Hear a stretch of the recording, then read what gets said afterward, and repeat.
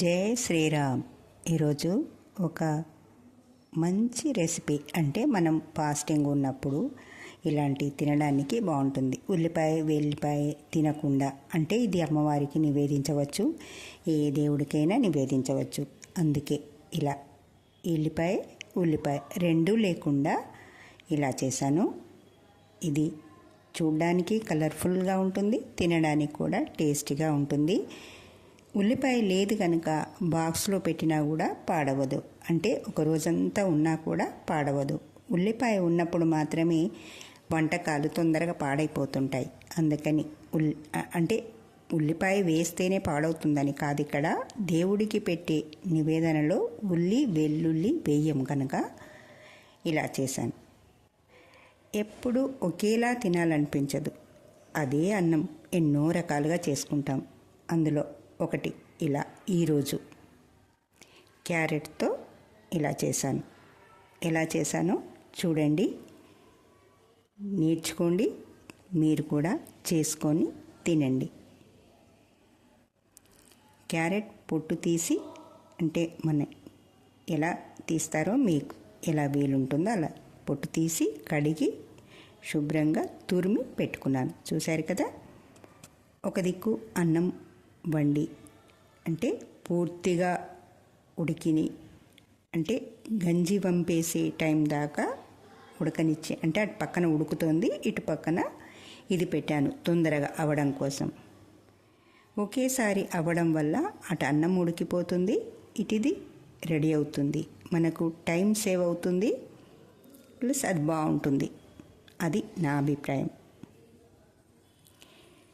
ఇప్పుడు మనము ఇందులోకి 2 లవంగాలు, 2 యాలకులు, కాస్త సాజీరా, కాస్త పట్ట ఇవి వేసి, కొంచెం పచ్చిమిరపకాయలు, కరివేపాకు, వెల్లుల్లి లేదు కనుక ఉట్టి అల్లమే తురిమి వేశాను. అది కూడా సన్నగా ఉండడం వల్ల అక్కడక్కడ దాని ఘాటు తగులుతుంది, అంతేకాని ఏరేసే ఛాన్స్ ఉండదు. కాస్త కాజులు కొంచెం దూరగా అయ్యేంత వరకు వేయించుకొని, అప్పుడు మనం తురిమి పెట్టుకున్న క్యారెట్ వేసుకుందాం. ఈ కాజులు కాస్త వేగితే కానీ పచ్చిగా ఉంటాయి, అందుకని అవి కొంచెం కలర్ వచ్చేంత వరకు ఓపిక వేయించుకోవాలి.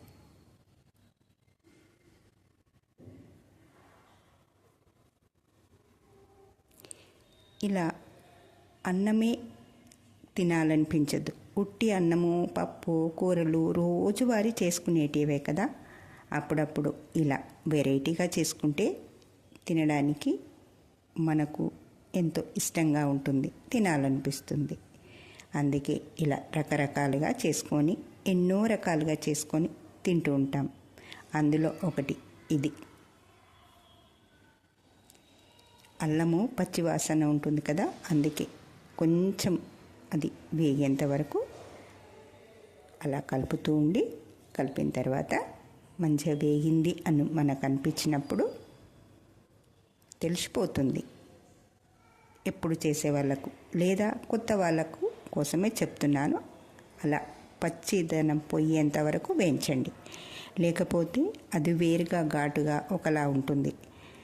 మంచిగా వేయించగలిగారంటే ఆ టేస్ట్ వేరుగా ఉంటుంది. అందుకే 1కి 10 సార్లు అది దూరగా అయ్యేంత వరకు చూసుకొని వేయించుకోండి. క్యారెట్ కూడా ఒక 4 సార్లు, అంటే ఒక 4 సార్లు అటు ఇటు కలిపేసరికి అది ఉడికిపోతుంది, ఎక్కువ టైం పట్టదు తురిమేం కనుక.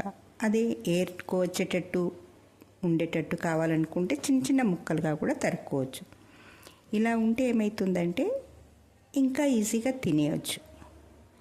పండ్లు లేని వాళ్ళు కూడా తినొచ్చు, చిన్నపిల్లలకు కూడా ఇలా పెట్టేయచ్చు. అందుకు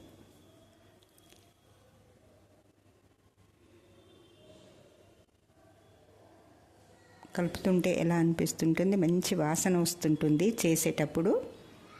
ఇందులో బిర్యానీ ఆకు ఉంది, లవంగాలు ఉన్నాయి, యాలకులు ఉన్నాయి, పట్ట ఉంది, అల్లము ఉంది, కరివేపాకు, పచ్చిమిరపకాయలు ఇవన్నీ కలిపి వేగుతుంటే ఆ వాసన అబ్బా ఎప్పుడు అయిపోతుంది, ఎప్పుడు తిందామా అనిపిస్తుంటుంది. అలా ఉంటుంది. నేను చెప్పేది నిజమా అబద్ధమా మీరు చేసుకొని తిని చూడండి.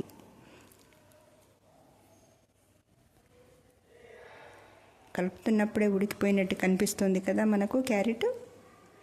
అందుకే దానికి కొంచెం పసుపు, కొంచెం సాల్ట్, పచ్చిమిరపకాయలు ముందే వేసుకున్నాం. ఇంకా నేను వేరే కారం వేయట్లేదు, సరిపోతుంది దానికి. అంత ఉప్పు, పసుపు, ఈ మిరపకాయలు అన్నీ అంటే మనం వేసిన సాల్ట్ అంతా కలవాలి సరిగా. లేదనుకుంటే ఒక్కొక్క దగ్గర ముద్దలా ఉండిపోయిందనుకో, తినేప్పుడు ముద్ద ముద్దగా అంతా ఒక దగ్గర ఉప్పు ఉప్పుగా వస్తుంది. అందుకే బాగా కలిపి ఇది చూడండి కలుస్తుంది కదా, అలా కలుపుకోండి.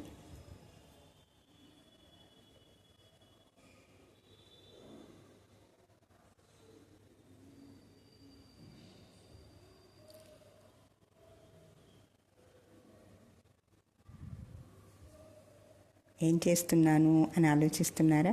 చూడండి ఏం చేస్తున్నాను.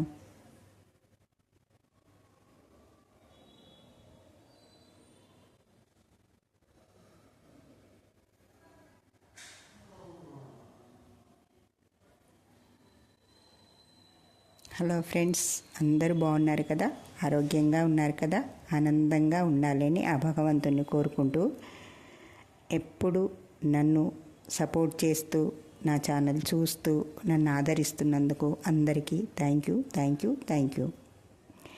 మీ ఫ్రెండ్స్కి ఇలాంటివి మీరు షేర్ చేస్తున్నందుకు థ్యాంక్ యూ. ఇలా అప్పుడప్పుడు నాకు తెలిసినవి నేను చేసుకొని నేను తినేవి మీకు చూపెడుతున్నాను. ఇలా మీకు నచ్చితే మీరు చేసుకోండి. ఒకసారి ఏముంది, ఒక్కొక్కరు ఒక్కొక్కలా ఉంటుంది కదా.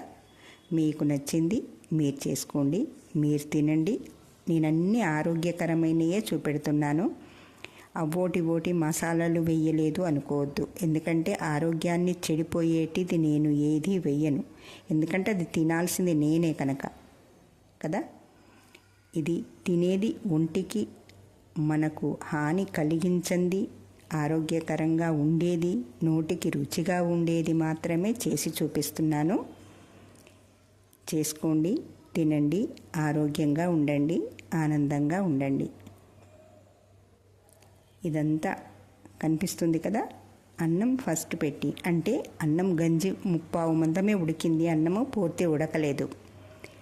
దాన్ని గంజి అంటే నీళ్లు వంపేసి అడుగున వేశాను.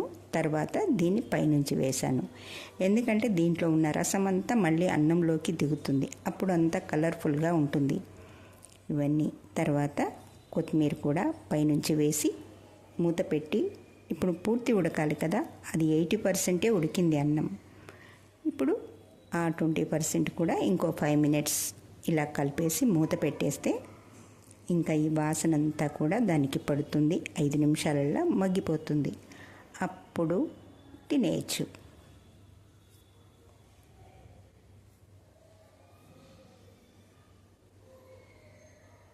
చూడండి ఎలా కనిపిస్తుంది కదా, కలర్ఫుల్గా ఉంటుంది క్యారెట్. ఇప్పుడు పసుపు కలిసింది, సాల్ట్ కలిసింది, అందులో ఇలా కలుపుతున్నప్పుడు దీన్ని చూస్తుంటే చికెన్ తినేవాళ్ళు చికెన్ బిర్యానీ లాగే ఉంటుంది ఆ వాసన. అది అంటే నాన్ వెజ్ తినని వాళ్ళు, వెజ్ తినేవాళ్ళు ఇలాంటివి చేసుకోవచ్చు. ఇది దేవుడికి కూడా పెట్టచ్చు, ఎందుకంటే ఇందులో ఉల్లి వెల్లుల్లి 2 లేవు గనక.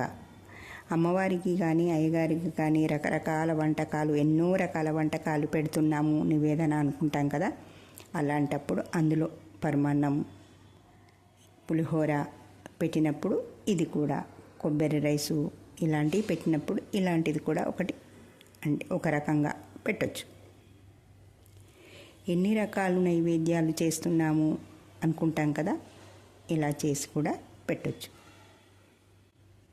ఎలా కనిపిస్తుంది. దీనికి ఇంకా ఏమీ వేయాలి. ఇప్పుడు మళ్ళీ పక్క నుంచి ఇంకేమన్నా కావాలా అని ఆలోచించనవసరం లేదు. బాక్స్లో పెట్టుకుంటే అలా ఈజీగా స్పూన్తో తినేయచ్చు, పిల్లలు పెద్దలు ఎవరు కానీ. కనిపిస్తుంది కదా, బాగుందా? చూడండి ఎంత కలర్ఫుల్గా ఉందో. పూర్తి రెడీ అయిపోయిన తర్వాత మీదే ఆలస్యం, తినేయండి. మళ్ళీ కలుద్దాం ఇంకో వీడియోతో.